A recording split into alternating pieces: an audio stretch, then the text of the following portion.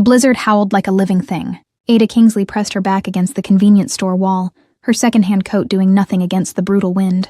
She checked her phone. Dead, just like her bank account. She was freezing, broke, and alone in a foreign city. She turned to rush home but stopped. Red, bright, fresh crimson was seeping through the snow in the alleyway. A man. He was collapsed beside her building, blood soaking through his white dress shirt. His face was beautiful even in unconsciousness. Sharp jawline, dark hair plastered to his forehead, lips going blue. She should have walked away. Should have called the police. Should have done anything except crouch down and touch his neck, feeling for a pulse that was there. But fading fast. Welcome to K-Fairy Tales Stories, besties. Please like, share, and subscribe. Ada's hands shook as she checked the stranger's pulse again. Weak, but steady.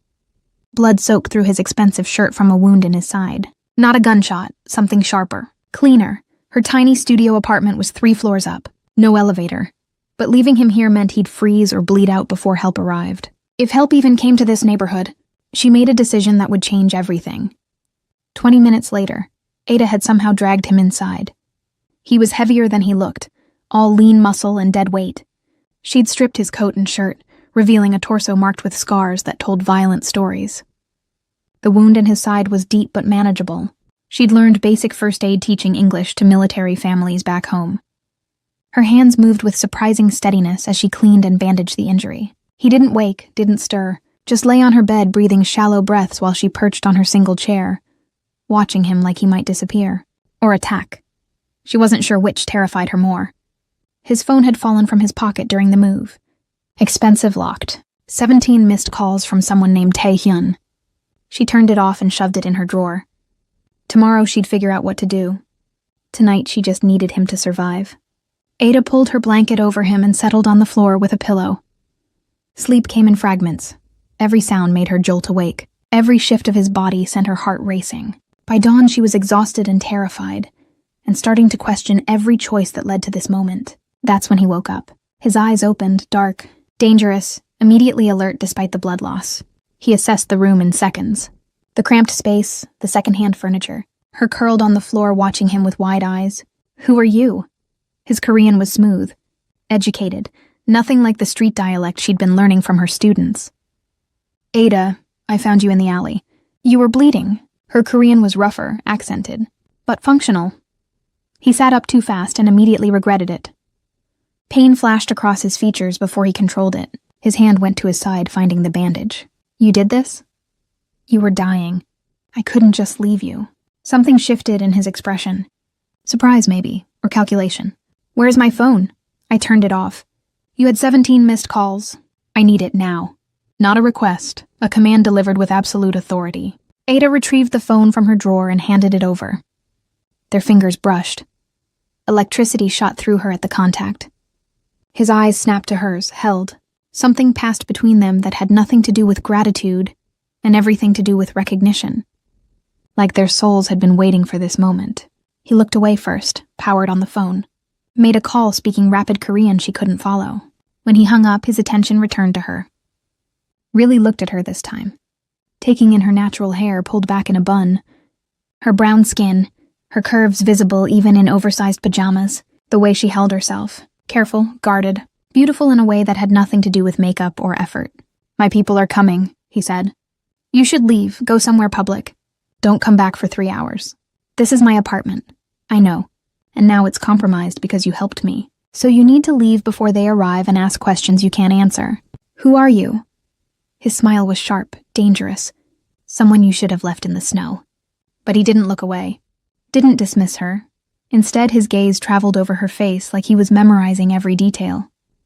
The curve of her mouth, the defiance in her eyes, the way her breath quickened under his attention. Thank you, he said finally, quietly, for not leaving me to die. That was foolish and brave, and I won't forget it. Before Ada could respond, he stood, swayed slightly. She moved without thinking, catching his arm to steady him. The contact sent heat racing through her body. His hand covered hers on his bicep. Held it there. What's your name? She asked. Kang Min-ho. He said it like it should mean something. Like the name carried weight she didn't understand yet. And you, Ada Kingsley, just saved the most dangerous man in Seoul. Then he released her hand and walked toward her door with surprising steadiness for someone who'd lost that much blood. He paused at the threshold. Looked back, 3 hours. Don't come back before then. And Ada? His eyes held hers, dark and intense, and full of something that made her stomach flip. Lock your door, always. This neighborhood isn't safe for women like you. He left. The apartment felt colder without him. Ada grabbed her bag and coat and fled. The next few hours passed in a blur. She went to a cafe, nursed an expensive coffee she couldn't afford, tried to process what had happened. She'd sheltered a stranger who spoke like authority incarnate, who moved like violence was a second language, who looked at her like she was something rare and precious and absolutely forbidden. When she finally returned home, her apartment was pristine, cleaner than she'd left it. The blood-stained sheets were gone, replaced with new ones, expensive ones. Her first aid kit had been restocked, and on her table sat an envelope. Inside was more money than she made in 6 months. Cash untraceable, and a note in perfect English, for your kindness and your silence. Don't speak of last night to anyone. It's safer for both of us. KMH. Ada stared at the money. She should return it, should report what happened, should do something other than pocket the cash that would solve every financial problem crushing her. But her hands were already counting bills, already calculating rent and food and maybe a working phone. She was keeping it. That decision sealed her fate.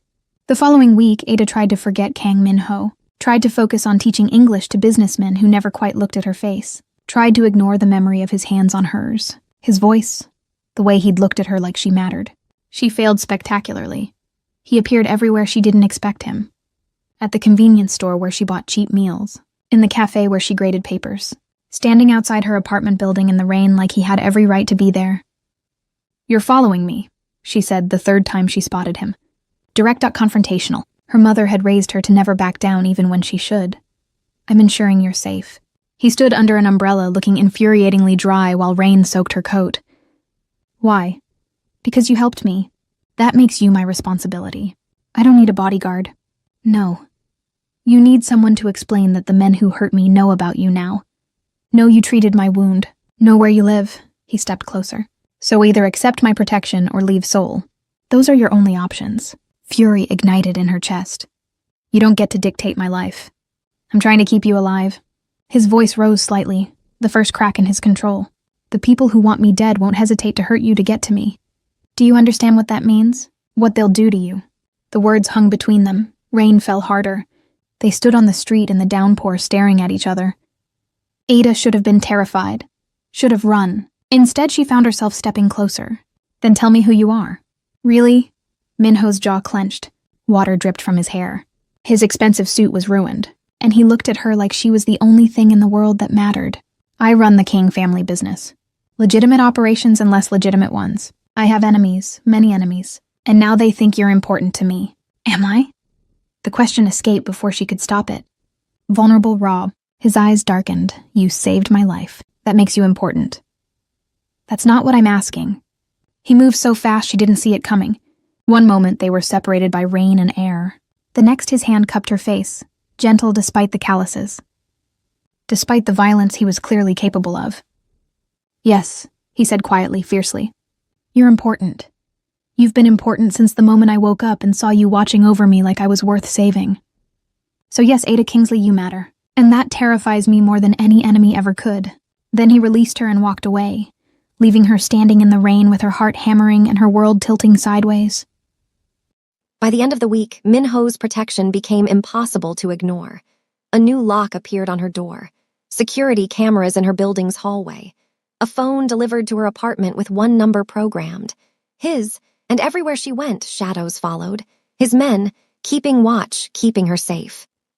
She should have been angry, should have felt violated. Instead, she felt something else entirely. Seen, valued, protected in a way she'd never experienced before. Her students noticed the change, asked if she had a boyfriend. Ada laughed it off, but the question haunted her. What was Min-ho to her? Savior? Captor? Something more complicated than either label could contain.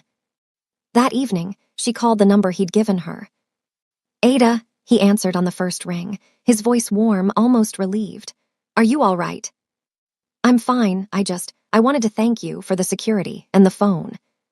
"You don't need to thank me." "Yes, I do, because you're spending resources on me and I don't understand why. I'm nobody. just a teacher barely scraping by. Why does someone like you care if someone like me lives or dies? Silence stretched. She heard him breathe, heard background noise, traffic maybe, or wind.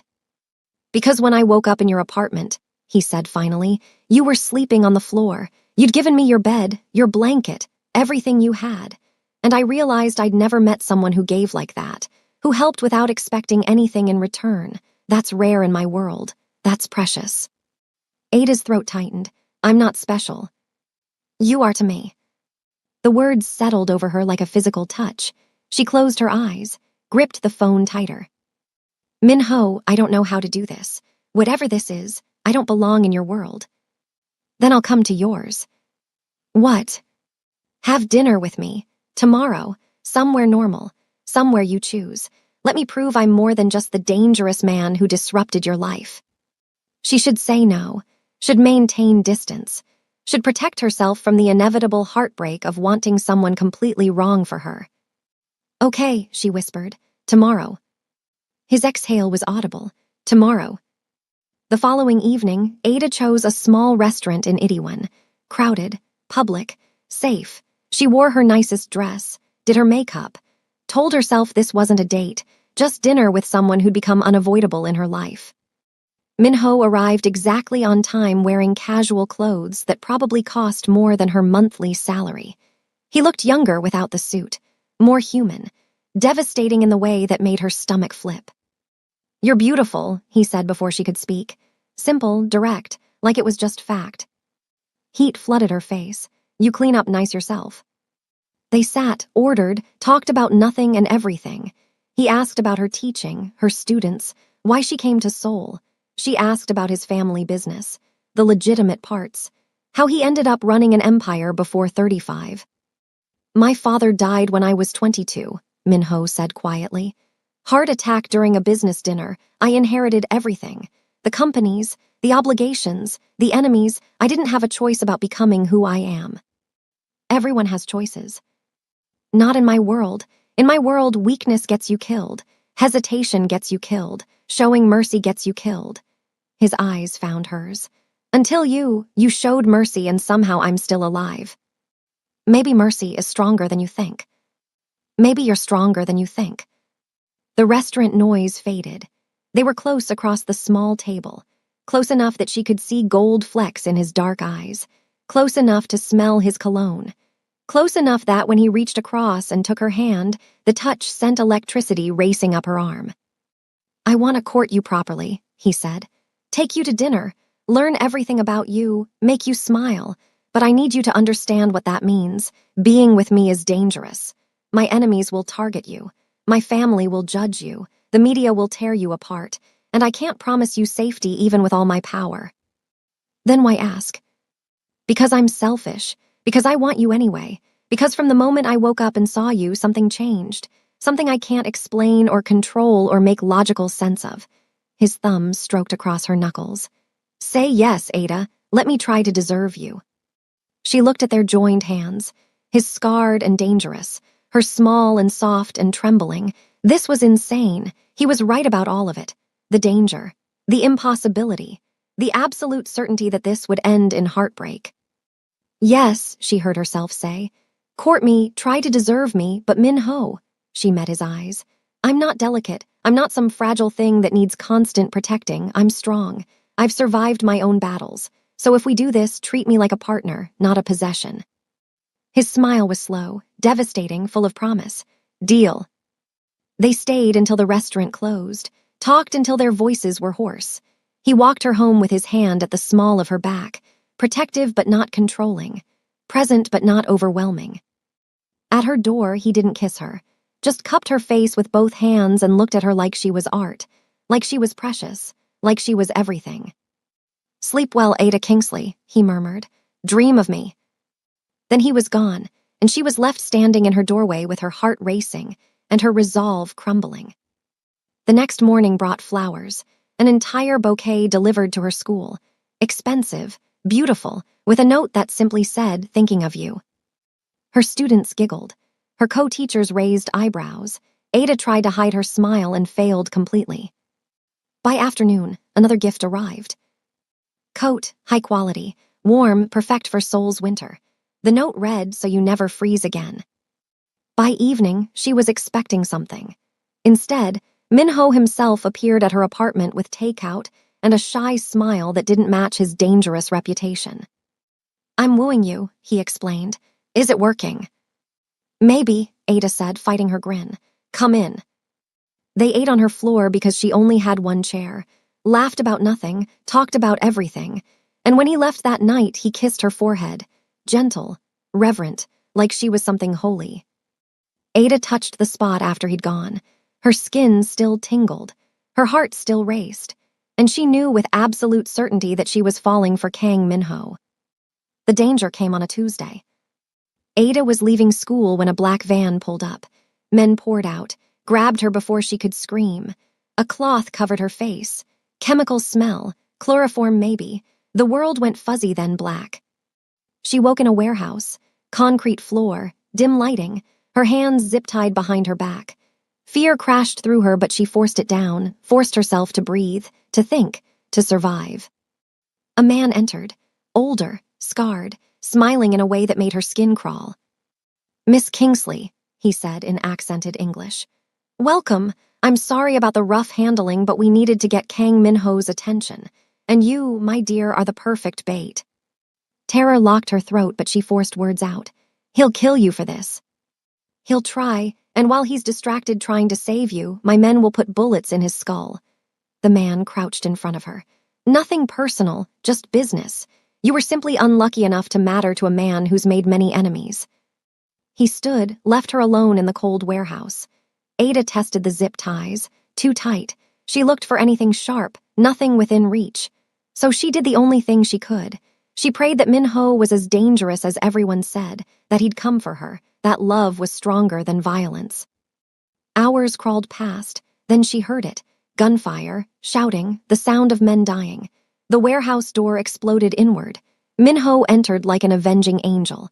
Blood spattered his face and clothes, but none of it was his. His eyes scanned the space, found her, and something in his expression absolutely shattered. He was across the room in seconds, cutting her restraints with a knife that probably just killed someone, pulling her into his arms so tight she couldn't breathe. His hands moved over her frantically, checking for injuries, making sure she was real. "I'm okay," Ada managed. "I'm okay." "You're not okay. They took you. They put their hands on you. His voice broke. "Ada, I swear to you, everyone involved in this is dead or dying. I won't let anyone hurt you again. Never again." Then he kissed her, desperate, fierce, claiming her mouth like he owned it, like she was oxygen and he was drowning. Ada kissed him back with everything in her, all her fear, all her relief, all the feelings she'd been holding back. When they finally broke apart, both breathing hard, his forehead rested against hers. "Mine," he whispered. "You're mine now, say it." "Yours," she agreed. "I'm yours." The ride back to his penthouse was silent. Tension crackled between them. His hand stayed on her thigh, possessive, grounding. Every few seconds, he'd glance at her like making sure she was still there. Inside his home, the space was massive, modern, cold except for his presence. He guided her to the bathroom, started a shower, began to undress her with shaking hands. "Minho," she whispered, "I'm okay, really." "I need to make sure." His voice was wrecked. "Please, Ada, let me take care of you." She nodded, let him strip away her clothes, let him guide her into the shower, let him wash the warehouse dirt from her skin with a gentleness that contradicted everything about him. His touch was reverent, careful, like she might break. When they were both clean, he wrapped her in a towel, carried her to his bed, laid her down like she was precious. His eyes traveled over her body, taking in her curves, the way the towel clung to her damp skin, the rapid rise and fall of her chest. "I almost lost you," he said roughly. "I almost lost you, and we haven't even begun." Ada reached for him, pulled him down to her. "Then begin now, love me now, show me I'm alive." What happened next was tender and desperate and absolutely perfect. He worshipped every inch of her, made her feel beautiful, made her feel cherished, made her feel like the most important thing in his world. And when they finally came together, it was like two broken pieces finding their fit. like salvation and damnation wrapped into one perfect moment. Afterward, they lay tangled together. His hand stroked her hair, her head rested on his chest, listening to his heartbeat, strong, steady, alive. "I love you," he whispered into the darkness. "I know it's too soon, I know we barely know each other, but Ada, I love you completely, irrevocably, forever." Tears burned her eyes, happy tears, overwhelmed tears. "I love you too." His arms tightened around her. "Then stay, move in here, let me protect you properly. Let me love you the way you deserve. Minho, your world will adjust, my family will adjust. Everyone will adjust because you're mine now and I don't compromise on what's mine." He tilted her face up, kissed her softly. "Stay, Ada, choose me, choose us." She thought about her tiny apartment, her struggling existence, the loneliness that had defined her life in soul until him. Then she thought about his arms around her, his love, his absolute certainty. "Okay," she whispered, "I'll stay." His smile could have lit the city.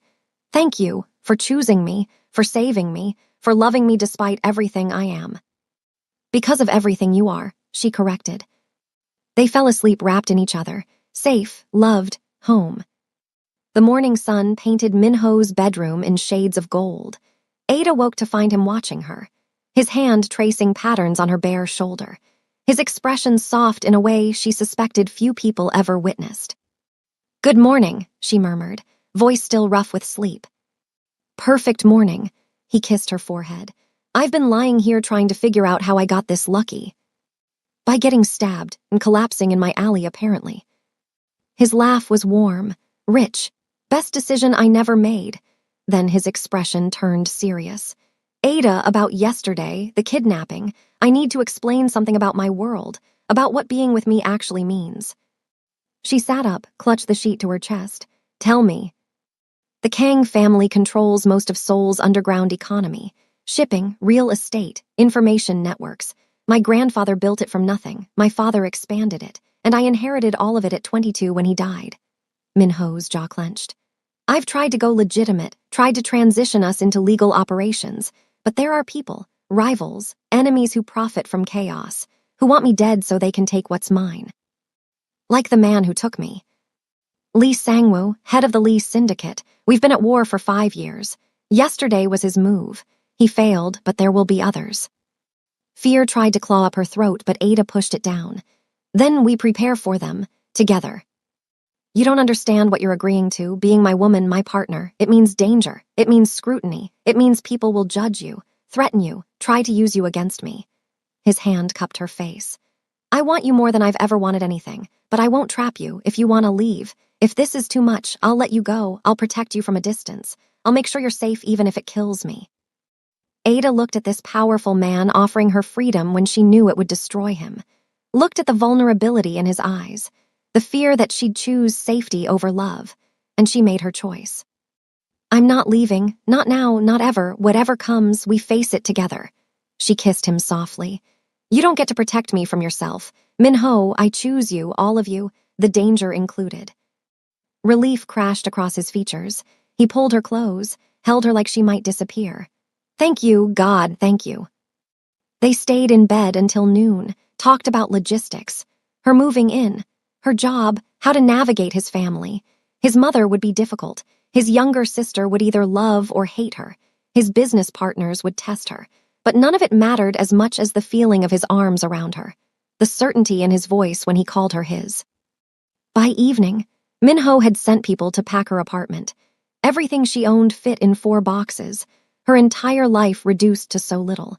But when those boxes arrived at his penthouse and he helped her unpack, giving her closet space and drawer space and shelf space, it felt like gaining everything instead of losing anything. "This is yours now," he said, gesturing to the penthouse. "All of it. Change whatever you want. Decorate however you like. This is your home too."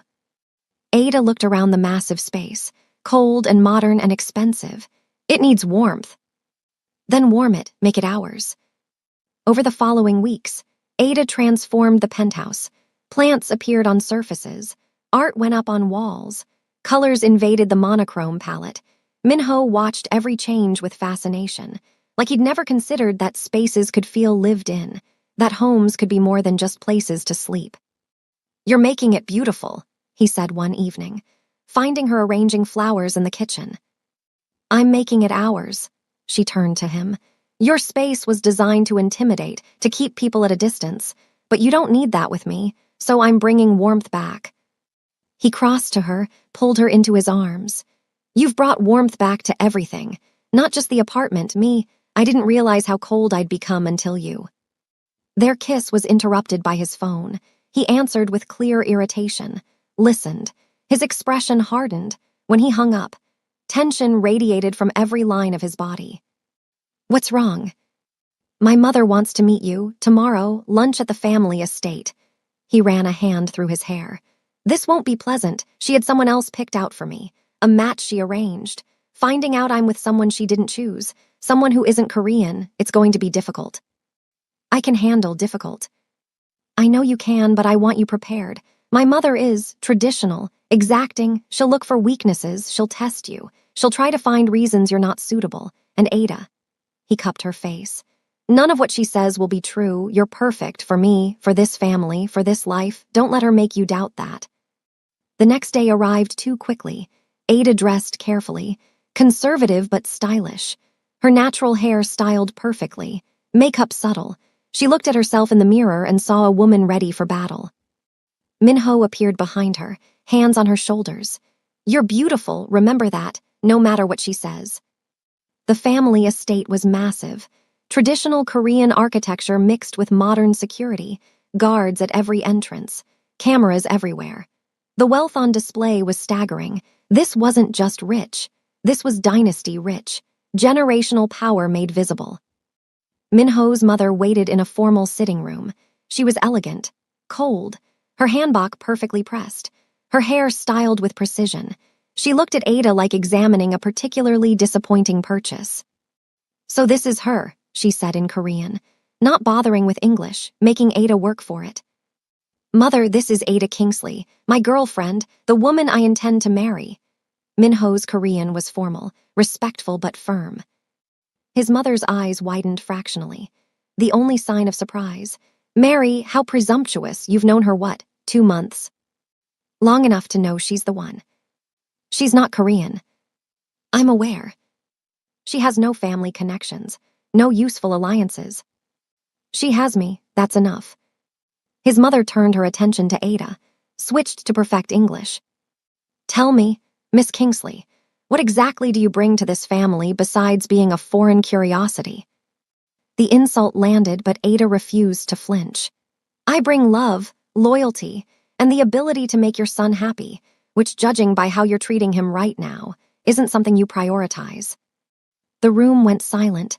Minho's mother stood, walked closer, studied Ada with new intensity. "You have fire, I'll give you that, but fire without breeding is just destruction waiting to happen. And breeding without heart is just cruelty and expensive clothing." Ada met her gaze, refused to back down. "You can dislike me, you can try to break us up, you can make this as difficult as you want, but I love your son, and he loves me. That's not changing no matter how many tests you put me through." Something shifted in the older woman's expression, not approval exactly, but recognition. "Minho, leave us, I want to speak with her alone." "Mother." "I'm not going to hurt her, I just want to talk, woman to woman." Minho looked at Ada. She nodded. He squeezed her hand once, then left. The door closed behind him with finality. His mother sat, gestured for Ada to do the same.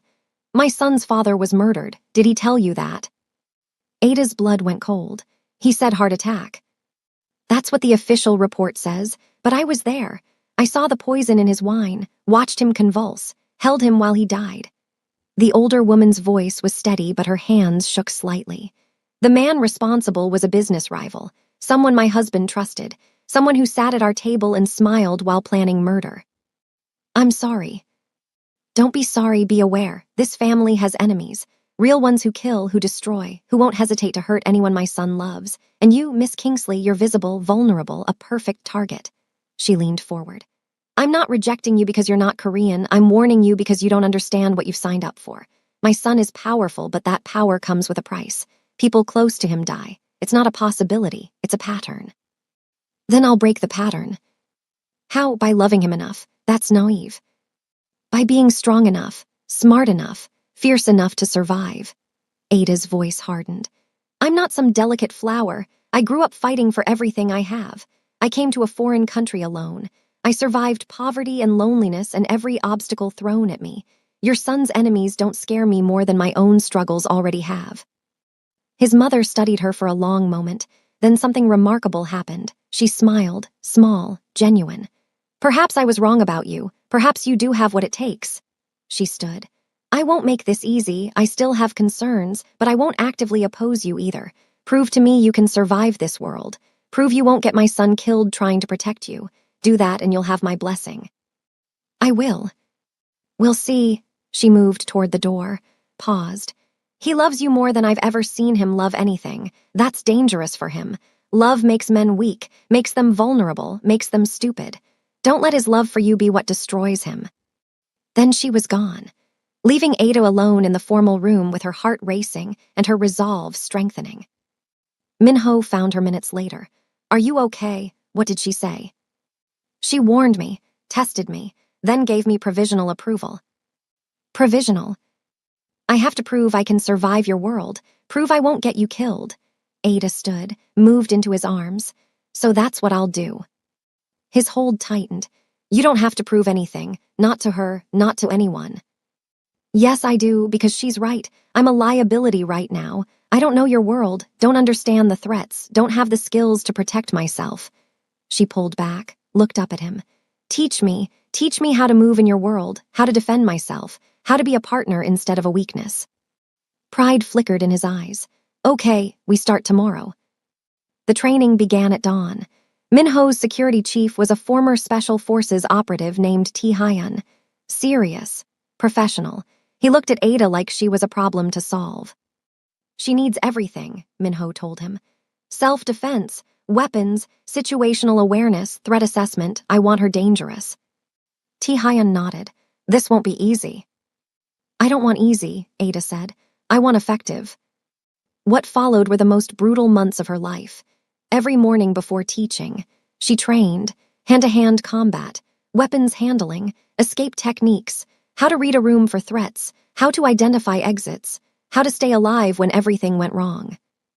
Her body transformed, muscles defined, reflexes sharpened, confidence built. She went from helpless to capable, from liability to asset, and through it all, Minho watched with fierce pride. You're incredible, he told her one evening, watching her practice knife work. Most people would have quit weeks ago. I'm not most people. No, you're mine, and you're perfect. Their relationship deepened. Every night they fell asleep tangled together. Every morning they woke reaching for each other. The chemistry between them was magnetic, addictive. Minho couldn't keep his hands off her. Ada couldn't get enough of his touch. Their intimacy grew from desperate to profound, from physical to emotional to something that felt like destiny. But danger still lurked. 4 months into their relationship, Ada was leaving the training facility when a car pulled up, not one of Minho's. The window rolled down. A man inside smiled. Handsome, dangerous. Ada Kingsley, I'm Park Jae-hoon, business associate of your boyfriend's. He asked me to drive you home. Every instinct screamed wrong. I'll call Minho to confirm. Please do. She pulled out her phone. It was dead. Convenient, too convenient. I'll walk, thank you. She turned to leave, heard the car door open. Spun. Her training kicked in. The man lunging for her met her elbow in his throat. He staggered. She ran, heard footsteps behind her. More than one person. This was coordinated. She ducked into an alley, pulled the knife Minho insisted she carry, pressed her back to the wall, waited. When the first man rounded the corner, she struck, fast, precise. Didn't kill him but left him bleeding and cursing. The second was smarter, kept his distance, pulled a gun. Kang Minho wants you alive, but he didn't say unharmed. Come quietly or I start shooting body parts. Ada calculated odds. She was good but not bulletproof. She needed a distraction. Her hand found her emergency beacon. The one connected directly to Minho's security. She pressed it. Help would come. She just needed to survive until then. Okay, she said, lowering the knife. I'll come. The man smiled, moved closer. His mistake, Ada threw the knife, not at him, at the car's tire. The blade punctured rubber with a satisfying hiss. The man spun. She ran the opposite direction, heard him curse, heard gunshots. Pain blazed across her upper arm, but she didn't stop, couldn't stop. She made it 3 blocks before SUVs surrounded her. Minho's men. Ti-Hyun emerged first, assessed her, saw the blood. We need medical now. I'm fine, just a graze. Boss is going to lose his mind. Boss is already there. Minho's voice cut through. He pushed past his men, reached her. His hands moved over her frantically, found the wound. His face went white then red with rage. Who did this? Man named Park Jae-hoon. Said he was your associate. He's dead. Minho's voice was absolutely certain. He's dead and everyone who works for him is dead. This ends tonight. Minho. No, he looked at her. His eyes were wild, dangerous. The careful control he maintained shattered completely. They shot you, put a bullet in you. That's unforgivable. That's a declaration of war, and I'm going to end it. He carried her to his SUV, held her the entire ride to his private doctor. Wouldn't let her go even when the doctor needed to treat the wound. His hands shook as he watched the bullet graze get cleaned and bandaged. It's just a scratch, Ada tried to reassure him. It could have been your heart, your head. You could be dead right now and it would be my fault. His voice broke. This is exactly what I was afraid of, what my mother warned about. You almost died because of me. I'm alive because of me, because of the training, because I fought back. She caught his face, made him look at her. This isn't your fault, it's theirs, and we'll deal with them together. No, I deal with them, you stay here, safe, protected. Like hell I do, anger flared. You don't get to bench me because I got hurt. I'm in this, fully, so either treat me like a partner or admit you see me as a liability. The challenge hung between them. Minho's jaw worked, his hands clenched. Then he exhaled slowly. You're right, I'm sorry, you've proven yourself capable. The thought of losing you, it makes me crazy. Then let's make sure they lose instead. What followed was 48 hours of controlled violence. Minho's organization moved with surgical precision. Park Jae-hoon's operation was dismantled, his assets seized, his men arrested or eliminated, and Jae-hoon himself found and brought to Minho's warehouse. Ada insisted on being there. Against everyone's advice, she needed to see this, needed to understand fully what Minho's world meant. The warehouse was cold, concrete. Jae-hoon was tied to a chair, bloodied but conscious. He saw Ada and laughed. The foreign whore did you come to watch? Minho moved so fast Ada barely tracked it. His fist connected with Jae-hoon's jaw. The crack echoed. You don't speak to her, you don't look at her. You don't breathe in her direction, understood. Jae-hoon spat blood. You've gone soft, Minho, letting a woman make you weak. Your father would be ashamed. My father is dead, and you're about to join him. Minho's voice was ice. You attempted to kidnap my woman, put a bullet in her. That's a capital offense in my organization, but I'm feeling generous. So I'll give you a choice. Quick death or slow one, choose. You don't scare me. I should. Minho pulled a gun, because I'm the last thing you'll ever see. Wait, Ada's voice cut through. Everyone turned. She walked forward, stood in front of Jae-hoon. Why did you do it? Why target me? Because you're his weakness. Everyone knows it. Kill you and he falls apart. Take you and he bankrupts himself trying to get you back. Either way, we win. Except you didn't. I'm alive. He's still standing. And you're the one tied to a chair. She leaned closer. You underestimated me, thought I was just some foreign girl playing house with a gangster, but I'm more than that. I'm his partner, his equal, and anyone who comes for me is going to discover that I bite back. She straightened, walked back to Minho. He's all yours. What happened next? Ada didn't watch. She heard the gunshot, heard the body fall, felt Minho's arms come around her from behind. It's over, he murmured. You're safe now. We're safe, she corrected. Both of us. They left the warehouse, left the violence behind, went home to the life they were building together. That night, lying in bed, Minho's hand traced patterns on her stomach. Marry me, he said suddenly. Ada's breath caught. What? Marry me, not someday, not eventually, soon, next month. I want you as my wife officially. Want the world to know you're mine. Want to build a life with you that has nothing to do with danger and everything to do with us. He propped himself up, looked down at her with absolute certainty. Ada Kingsley, will you marry me? Tears burned her eyes, happy tears, overwhelmed tears. Yes, God, yes, I'll marry you. He kissed her, deep and claiming and full of promise. Thank you for saying yes, for loving me, for being strong enough to survive my world. Thank you for seeing me, for choosing me, for loving me when you could have anyone. I don't want anyone, I only want you. The wedding planning began immediately. Minho's mother surprisingly stepped in to help. She'd softened toward Ada after the kidnapping attempt, after seeing how Ada handled herself, how she survived, how she stood beside Minho instead of cowering behind him. You've proven yourself, his mother said one afternoon over tea. Not just to me, to the entire family, to our associates, you're strong, capable, exactly what my son needs. Thank you, that means everything. Don't thank me yet. Being a Kang wife comes with responsibilities, social obligations, family expectations. You'll represent us at events, host gatherings, navigate politics that make your current struggles look simple. She paused. But I believe you can handle it. You've handled everything else. The wedding happened on a spring day, cherry blossoms falling like snow. The venue was the family estate, transformed into something magical. Ada wore a dress that fused Korean and Western traditions, her natural hair styled in elaborate braids woven with flowers. She looked like a queen. Minho wore a traditional hanbok for the ceremony, then changed into a Western suit for the reception. He looked devastating, powerful, and absolutely besotted every time he looked at his bride. The ceremony was bilingual, honoring both their backgrounds. Their vows were simple but profound, promises to love, to protect, to choose each other every day, to build a life that honored both their pasts while creating something new.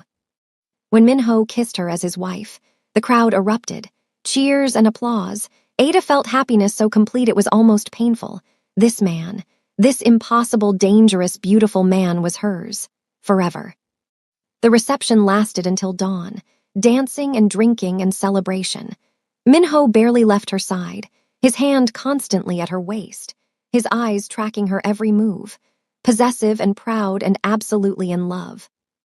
Have I told you how beautiful you are? He murmured during a slow dance. Only about 50 times tonight. Not enough, I'll tell you 50 more. He spun her, pulled her close. You're the most beautiful woman I've ever seen, and you're mine, my wife, my partner, my everything. And you're mine, my husband, my protector, my love. They left the reception early, eager to be alone, to start their lives as husband and wife properly. In the car, Minho couldn't keep his hands off her, kissing her neck, her shoulders, whispering promises that made her blush. Patience, she laughed. We'll be home soon. Not soon enough. Their wedding night was tender and passionate and absolutely perfect. They took their time, learned each other all over again as husband and wife, and when they finally came together, it felt like coming home, like everything in their lives had led to this moment, this person, this love. Afterward, Ada lay in Minho's arms, tracing the scars on his chest. Tell me something. When you woke up in my apartment that first morning, did you know? Know what? That this would happen, that we'd end up here. Minho was quiet for a moment. I knew something, that you were different, important, that my life had just changed in ways I couldn't understand yet. But this happiness, this love, no, I never imagined I could have this. He kissed her hair. You gave me something I thought was impossible, a future that's more than just survival. Thank you for that. Thank you for choosing me, for fighting for us, for being exactly who you are. They fell asleep tangled together, safe, loved, home. 6 months into their marriage, Ada woke feeling strange, nauseous, exhausted despite a full night's sleep. She knew before taking the test what it meant, but seeing the positive results still made her breath catch. She was pregnant, carrying Minho's child. Their child, a new generation, a future built from love instead of violence. She found him in his office, working on legitimate business, The transition he'd promised was happening, slowly, carefully, but happening. The Kang family empire was becoming legal, respectable, clean. It was Ada's influence, her push for something better, something their children could inherit with pride instead of shame. Min-ho, she stood in the doorway, her heart racing. He looked up, saw her expression, was on his feet immediately. "What's wrong? Are you okay?" "I'm pregnant." He froze, completely still, processing.